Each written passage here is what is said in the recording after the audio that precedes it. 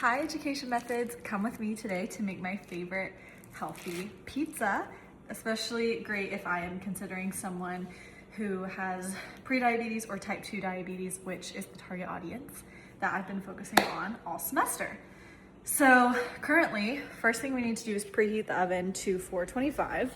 So got my oven here, let's preheat it, takes a minute, and set, perfect. And now we need to get all the rest of our things ready. So first I'm gonna go through the ingredients that you will need. I get thirsty while cooking, so I've got a Lemon Perfect blueberry water with me.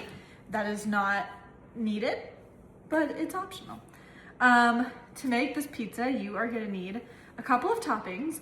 I really like colorful foods. I try and have between 2 and 3 different colors on my plate at every meal, just to make sure that I'm getting all the nutrients and eating the rainbow, which is a nice guide if you're trying to eat a lot of nutrients, make sure that you're eating a lot of whole fruits and vegetables.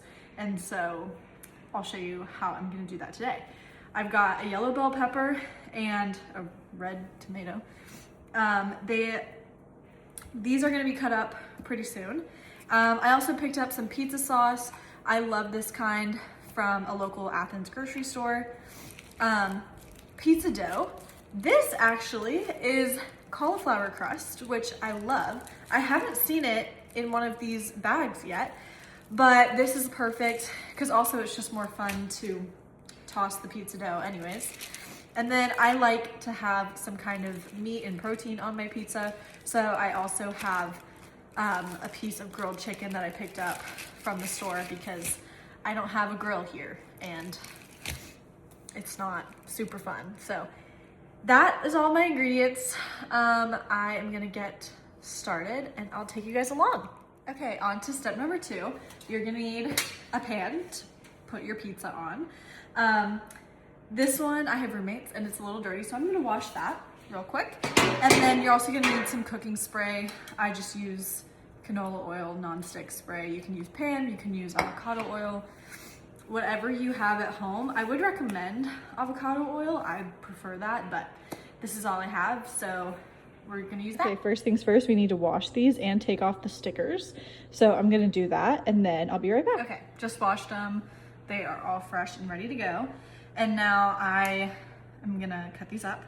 I'm gonna cut them up pretty finely so that when I put them out on the pizza, they look all pretty. And also, I hate when you're eating a bite of something and you have to kind of fight with the food to get the food. So I don't wanna be fighting to get a big piece of bell pepper off of the food. So I like to cut things up really small, but you can do it however you want. And then after we've finished cutting these up, I'm gonna cut up this chicken just into small strips because I'm gonna put that also all over the pizza. And then, yeah, I will come back when all that's done. Okay, I am now gonna shape my dough.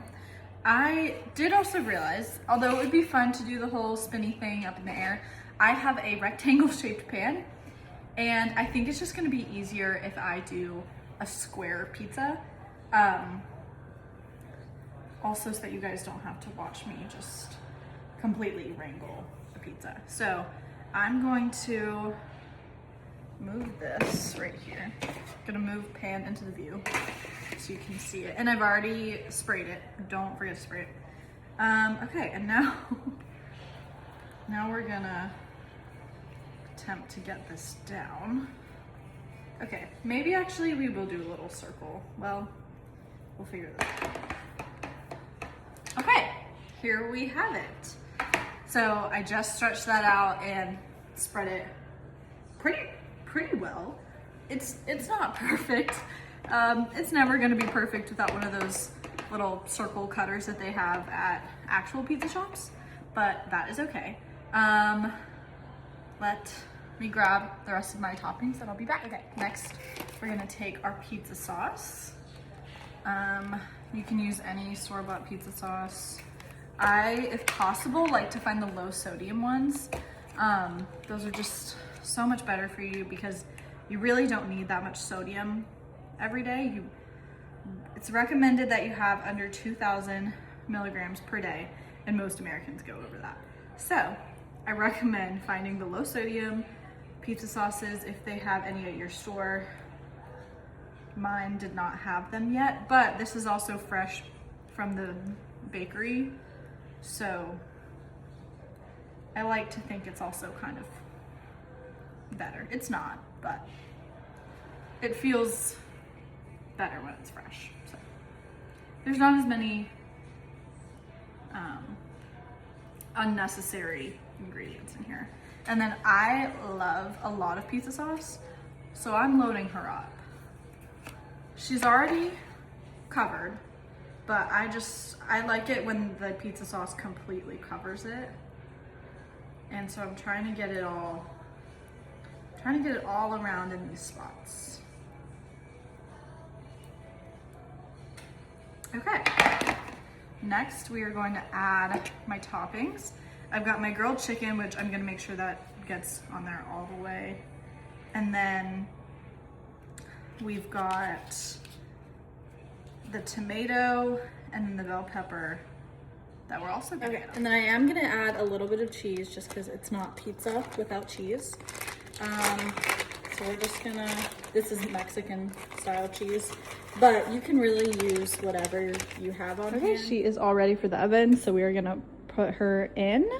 And then I also have a salad to go on the side of it. So we're gonna make that while this cooks. Okay, so the pizza is in the oven. It is cooking for between 15 and 20 minutes. I set the timer for 15 and I'll check it at 15 minutes to see if it's ready and if it needs to go for 20. And then in the meantime, I whipped up a little salad too on the side of it. And also I'm probably gonna eat this while the pizza is cooking, so it's like an appetizer.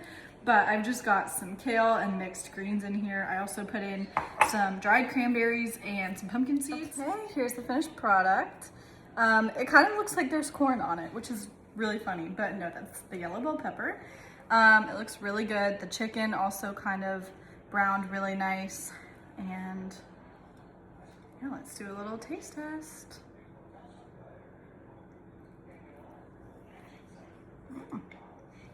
It's still a little bit hot, but it's really good. So be sure to check this out next time you're trying to make a healthier pizza.